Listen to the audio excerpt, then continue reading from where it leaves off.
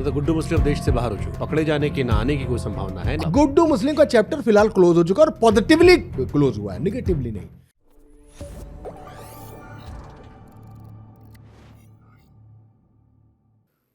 मतलब गुड्डू मुस्लिम देश से बाहर हो चुका है, देश से बाहर हो चुका है। तो अब तो उसके ना पकड़े जाने के ना आने की कोई संभावना है नहीं। हाँ, अब तो मसला कम से है। कम अगले एक दशक तो मान के चले कम से कम, अब या विनाशकाले विपरीत बुद्धि। हाँ, विनाशकाले विपरीत बुद्धि वाली चीज है।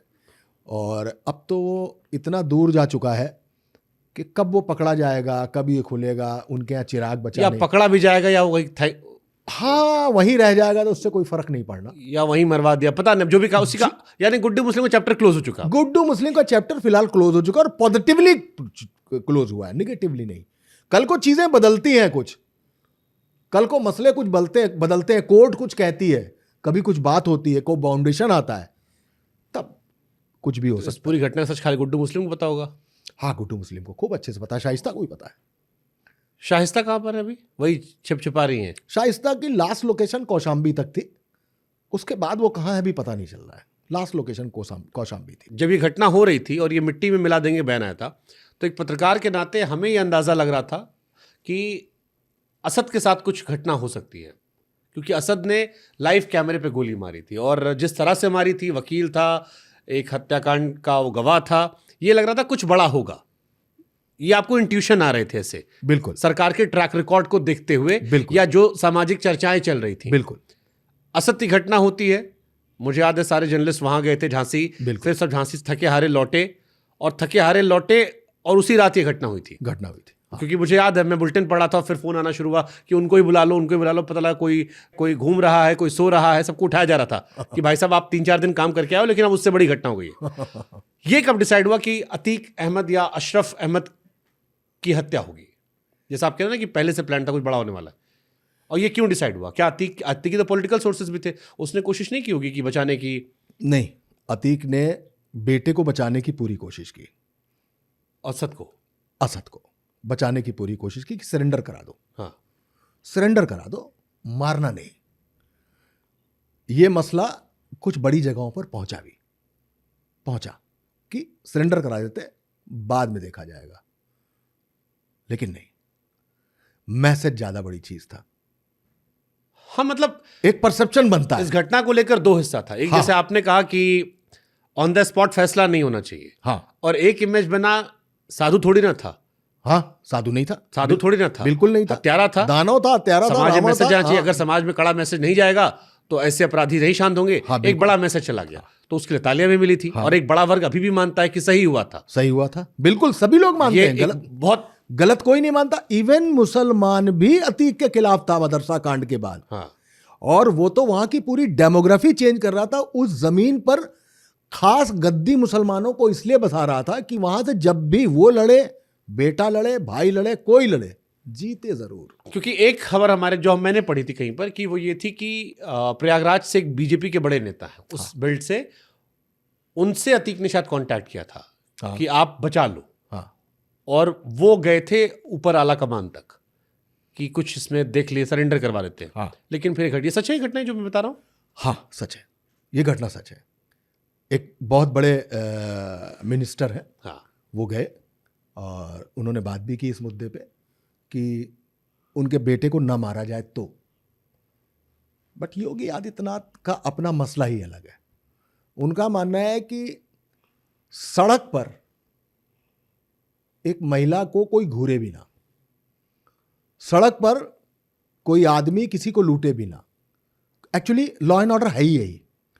बाकी कोई जानता है किसी को, किसी से उसकी दुश्मनी है, वो उसको जाके मार दे, तो ये हमारी पारिवारिक रंजिश का मसला है। लेकिन अपराध जिसको कहते हैं, संगठित अपराध के खिलाफ।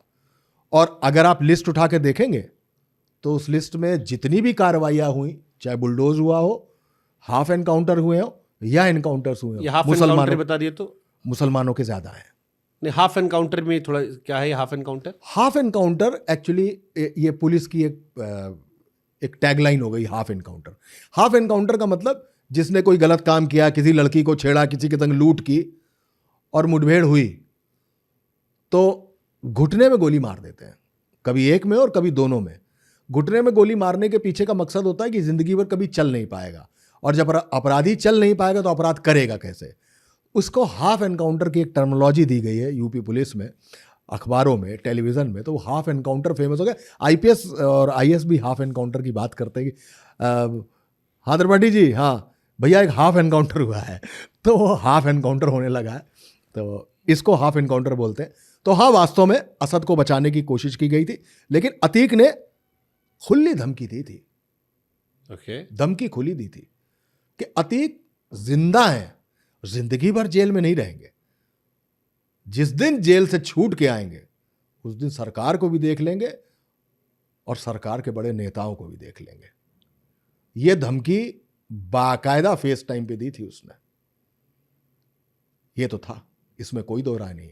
लेकिन इन 3 लड़कों की कहानी पकड़ेंगे तो ये 3 लड़के, मैं आऊंगा तो उधर आऊंगा, एक बड़े, हाँ उसी पे कह रहा हूं, हाँ, ये एक बड़े अपराधी को मार के सबसे बड़े अपराधी बनना चाहते थे, इन्होंने अतीक को मार लिया। नहीं तो ये जो और लीगल कहानी अभी तक सिर्फ यही है कि इन्हीं 3 लड़कों ने जितेंद्र गोगी से सुपारी ली, असलाहा वहां से मिला, आके अतीक को इसलिए मार दिया कि बड़ा अपराधी बनना था। लीगल कहानी अभी तक यही है।